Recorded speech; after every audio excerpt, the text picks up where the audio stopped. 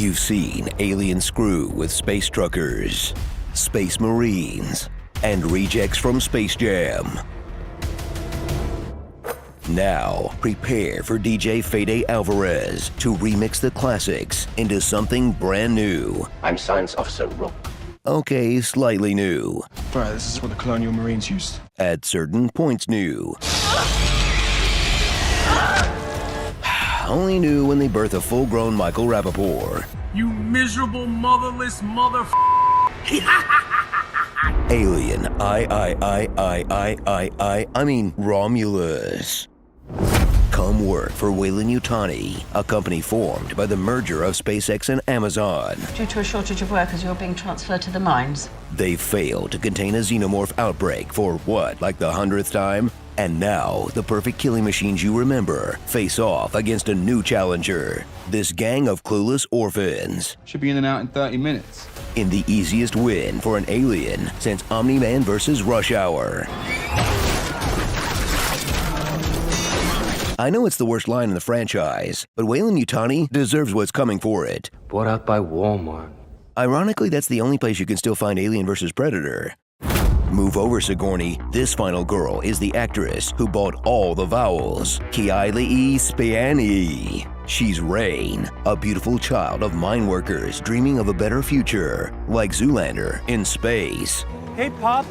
I thought maybe I could work the mines with you guys. Her only companion is Andy the android. He was meant to help raise her, but in a cruel twist of fate, he was only built for dad jokes. Why don't monsters eat clowns? Because they taste funny. And he crashes more than Windows 2000. You're okay. I'm resetting you. Rain, did I do something wrong? He's just frozen up. He's just rebooting. It's gonna take a couple of minutes.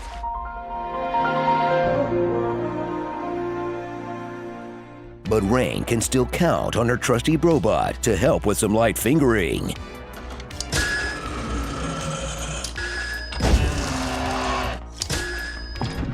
And to know just enough to set up the stakes, but never enough to break the tension. They track heat by sound, but primarily by heat signature. If we raise the temperature in the room to match our bodies, would that make us invisible to them? Just one way to find out.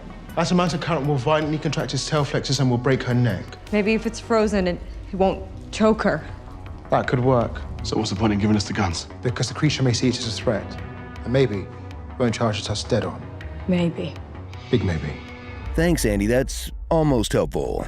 Joining them is the Goonies. If they often said die, Tyler the orphan says he learned to soldier from video games. Where'd you learn all this?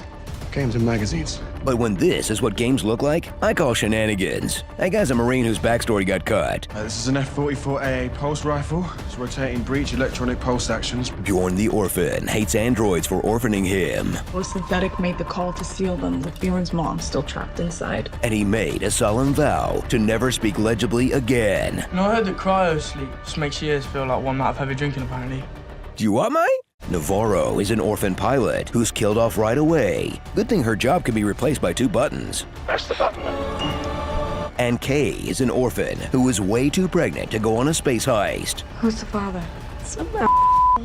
One of a weird craving strikes for like pickles or the goo from Prometheus. Prequel goo. Together, they'll have to deal with a zoo's worth of Xenos, featuring the most awkward facehuggers in franchise history, who can't see you if it's too warm,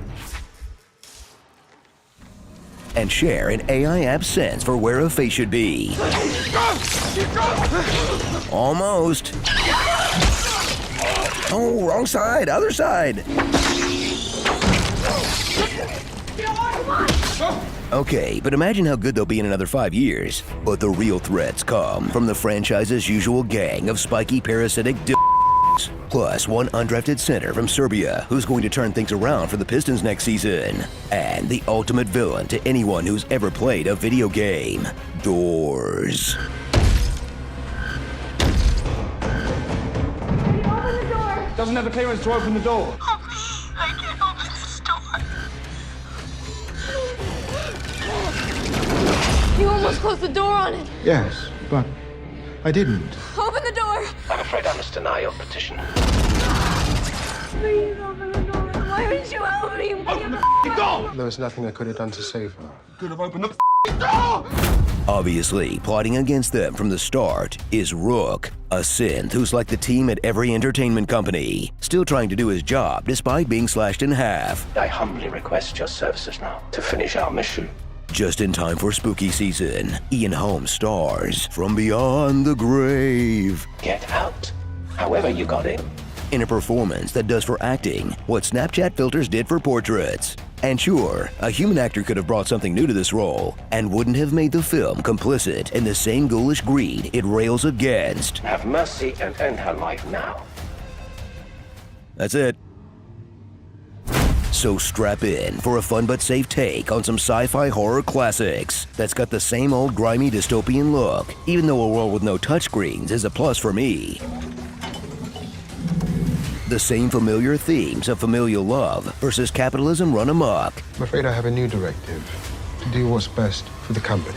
and the same brutal alien action done well enough to keep me hooked for 3 more of these dumb things. What can I say? I'm a sucker for a good tentacle.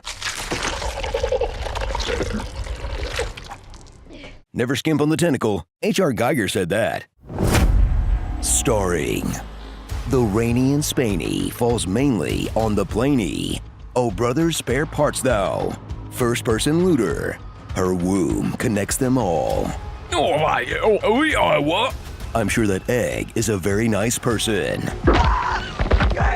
An actual synth. And it's true. This man has no d***. Alien. Similis. Has Whalen Yutani considered making an android that, I don't know, doesn't worship the monsters who want to crack us open like king crab legs? Lack of oxygen and food is of no true consequence to this perfect organism. So, no then. Daylight come, and me one go home. And what do I get? A one-way ticket to Palookaville? Spooky, scary skeletons send shivers down your spine. Shrieking skulls will shock your bones, reveal your doom tonight.